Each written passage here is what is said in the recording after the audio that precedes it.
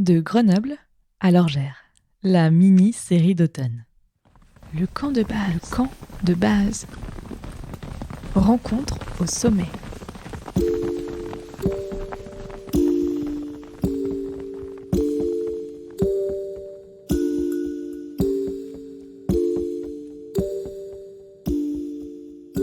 Épisode 4. Sur la route de l'Opinel.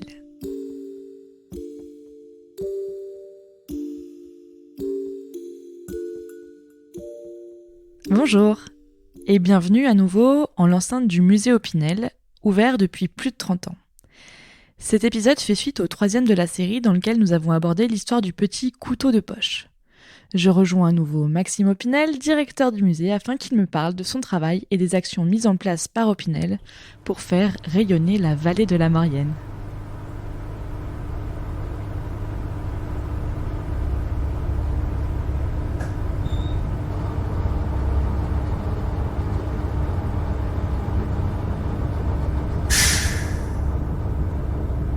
C'est un très joli espace, notamment avec un café ouvert sur la rue avec une jolie terrasse. Est-ce que vous pouvez nous raconter ce que les visiteurs pourraient voir dans le musée Opinel ? Alors, le musée a été créé en 1989 par mon père. Mais il a bien changé depuis un peu plus de 30 ans, puisqu'on l'a rénové et agrandi plusieurs fois. Par contre, il y a quand même un lieu qu'on a laissé, comme on dirait, dans son jus, c'est l'ancienne forge. Donc, au musée Opinel, on peut découvrir un espace qui n'a quasiment pas évolué depuis l'époque où on l'utilisait pour la fabrication des couteaux. Donc c'est très authentique, les machines sont à leur remplacement d'origine et du coup ça permet aux visiteurs de vraiment s'imprégner de la fabrication du couteau Opinel il y a un peu plus de 100 ans. Donc ça c'est assez intéressant. Donc on peut découvrir l'origine du couteau Opinel, l'histoire de l'inventeur Joseph Opinel, mais on a aussi voulu faire un musée, on va dire, d'entreprise moderne où on va pas uniquement parler du passé, on va aussi parler de l'actualité de l'entreprise, dans le sens où on va évoquer ses méthodes de fabrication actuelles, la protection industrielle qui va être faite pour protéger la marque, et puis aussi toutes les innovations qu'on a pu réaliser ces dernières années. L'idée, c'est vraiment de montrer que le couteau Opinel n'est pas un produit du passé, mais traverse les époques. On a eu quelquefois des visiteurs qui se demandaient si l'Opinel était toujours fabriqué. Parce que souvent on dit quand on a un musée, c'est que c'est quelque chose qui a disparu. Voilà, c'est vraiment important pour nous de faire vivre le musée en restant bien d'actualité. D'ailleurs, cet été, on a remplacé le film final du musée qui parle de la production actuelle. Forcément, il fallait remettre à jour les images puisque la production avait un petit peu évolué ces derniers temps. Et on souhaite aussi parler de l'actualité de l'entreprise et de la marque en réalisant régulièrement des événements ou des expositions temporaires. Alors justement, être directeur d'un musée, c'est porter une politique de la culture aussi. Quelles sont les différentes valeurs qui guident, votre action au quotidien en tant que directeur de ce musée ? Alors nous, déjà, je pense une des grandes forces de notre musée, qui est tout à fait dans l'état d'esprit de la famille Opinel, c'est d'ouvrir la culture au plus grand nombre. Et à cette fin, on a souhaité faire un musée gratuit. Donc les visites sont libres et gratuites, et ça permet du coup à un grand nombre de personnes de s'affranchir de cette barrière financière, on va dire, qui peut parfois être un frein, même pour quelques euros, et donc d'accéder à une certaine forme de culture gratuitement. Et donc ça permet aux familles nombreuses de venir aussi sans frais. On a beaucoup de personnes de la vallée de la Maurienne qui sont nos ambassadeurs et qui viennent plusieurs fois dans l'année au musée Opinel en compagnie d'amis, de familles, etc. et qui leur font les guides. Et sans doute que si c'était payant, ils ne viendraient pas au musée autant de fois dans l'année. Donc ça, c'est un premier vecteur assez important. Après, le couteau Opinel, ce qui est intéressant, c'est finalement un objet qui est populaire, que tout le monde connaît et qui va parler à un grand nombre. Et en fait, à partir de cet objet presque universel, on va pouvoir s'ouvrir un petit peu plus que uniquement sur la fabrication et l'origine du couteau pour aborder des thèmes plus artistiques, comme on a pu le faire ces dernières années, en faisant des expositions temporaires notamment, avec des sculptures ou des objets réalisés par des artistes sur la base d'un couteau Opinel.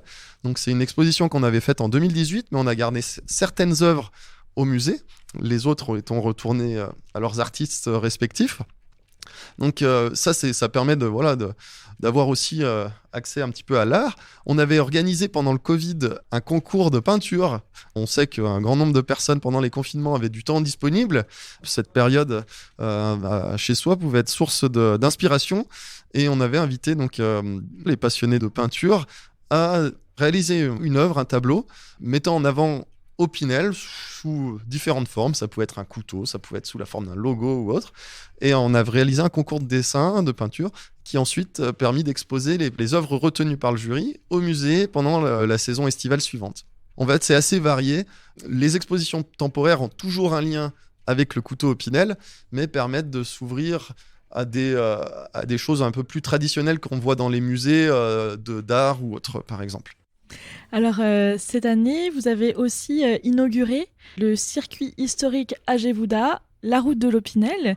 C'est un parcours pédestre de 1,5 km, un circuit piéton au cœur de la Maurienne.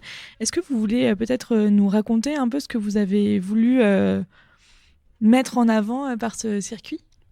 Alors, en fait, ce qu'on a vraiment voulu mettre en avant, c'est ce hameau de Joudas, qui est le hameau d'origine de la famille Opinel, et là où a été fabriqué le tout premier couteau Opinel, et le mettre en valeur au sein d'un itinéraire, et d'un itinéraire assez complet. Ça remonte en fait à de nombreuses demandes de nos visiteurs qui demandaient mais où était fabriqué le premier couteau Opinel. Et certains pensaient que c'était fabriqué en fait dans le bâtiment du musée, vu qu'il y a une ancienne forge, comme je vous le disais tout à l'heure. Mais en fait, c'était pas la toute première forge. La toute première forge, c'était vraiment un modeste atelier dans ce hameau.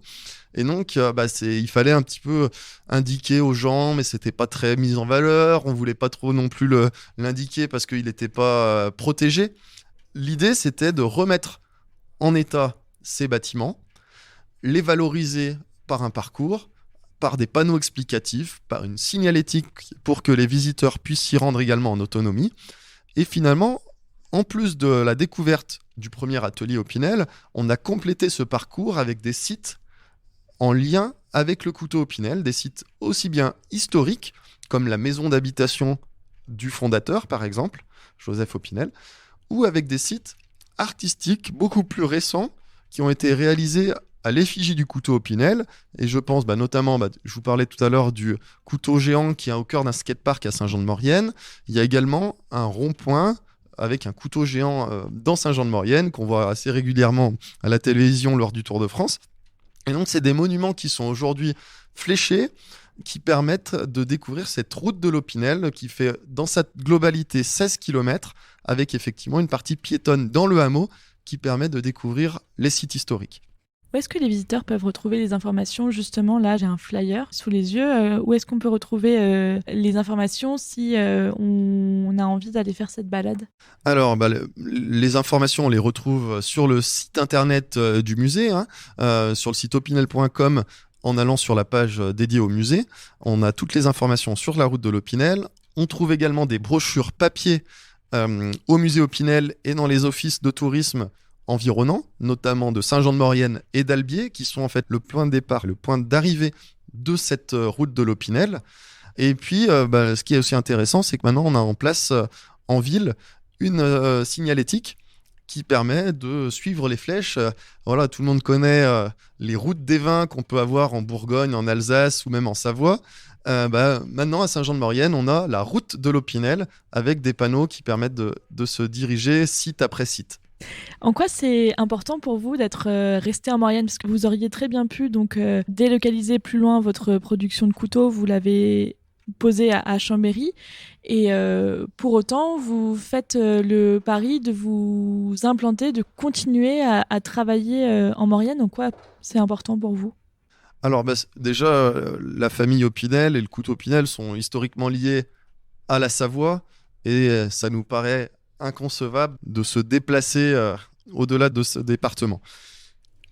Pour des raisons, on va dire, logistiques, industrielles, la production s'est déplacé du côté de Chambéry, capitale de la Savoie, au début du XXe siècle.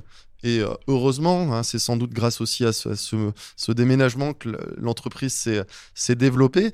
Par contre, même si ça fait un peu plus de 100 ans qu'elle est à Chambéry et à l'origine à Cognac, les origines du couteau Opinel sont bien en Maurienne. Et ça, la marque Opinel l'a bien toujours revendiqué et est toujours très fière de mettre en valeur cette origine. Parfois, certaines entreprises qui essayent de s'inventer un petit peu une histoire, une antériorité, nous, on a la chance de l'avoir. Ça fait plus de 130 ans. Et donc, il faut... c'est bien de l'avoir, mais c'est aussi bien de la prouver et de la mettre en valeur pour nos clients, nos visiteurs, donc pour l'image de marque, mais aussi pour l'attrait du territoire, puisque c'est assez intéressant. Moi, en tant que directeur du musée, je suis fier de mettre en valeur la vallée de la Maurienne et de voir que le musée Opinel est devenu un lieu touristique phare de la vallée, un point de passage pour les touristes qui sont en séjour dans les stations de ski ou les stations de montagne l'été, et donc de voir qu'ils viennent faire étape au musée et qui parcourent ensuite cette route de l'Opinel. C'est super intéressant, ça fait une activité de plus parmi les nombreuses activités, notamment sportives, qu'on peut avoir dans la région. C'est hyper rare d'avoir des musées privés qui sont gratuits, enfin, moi, je ne l'ai jamais vu, quoi. Alors c'est vrai que c'est un fonctionnement assez rare. Alors il faut dire que nous, on a la chance d'avoir un produit qui a un franc succès à la boutique du musée. Et ce sont les recettes de la boutique du musée qui font fonctionner l'entreprise. Et donc, on a des modèles accessibles à toutes les bourses. Et du coup, on sait qu'un grand nombre de nos visiteurs repartira avec un petit couteau en souvenir ou parce qu'ils ont un besoin précis. Super. Est-ce que vous avez quelque chose à ajouter ? Peut-être, je sais pas, un lieu à faire découvrir à nos auditeurs avant qu'on se quitte ? Un lieu de la Maurienne que vous aimez bien ? Alors moi, il y a un lieu que j'aime bien, on en a parlé un petit peu tout à l'heure, c'est du côté d'Ossois. Il y a la cascade Saint-Benoît, qui est un lieu vraiment sympathique. C'est une belle cascade, on peut se rafraîchir et notamment sur la période estivale, c'est très intéressant quand c'est un petit peu suffocant en fond de vallée. Super, donc la cascade Saint-Benoît du côté d'Ossois, donc les portes de la Haute-Maurienne, on peut dire ? C'est ça. Très bien. Merci infiniment de m'avoir reçu aujourd'hui au musée Opinel. Je rappelle à nos auditeurs et auditrices qu'ils peuvent retrouver toutes les informations sur ce musée, mais aussi sur Opinel, sur www.opinel.com/musée. Merci beaucoup Maxime de m'avoir reçu aujourd'hui. Merci beaucoup Émilie. À bientôt, au revoir. C'est déjà la fin de ce 4e épisode. Je reprends mon chemin vers la fin de cette aventure, direction le refuge de l'Orgère. Et cette fois, je vais faire du stop, ce qui va m'amener à d'autres aventures. Tu me suis ? À très vite dans le camp de base. Rencontre au sommet. Et n'hésitez pas à continuer le voyage avec moi sur Instagram, Twitter, LinkedIn et en vous inscrivant sur la newsletter, vous trouverez tous les liens sur campdebase-podcast.com.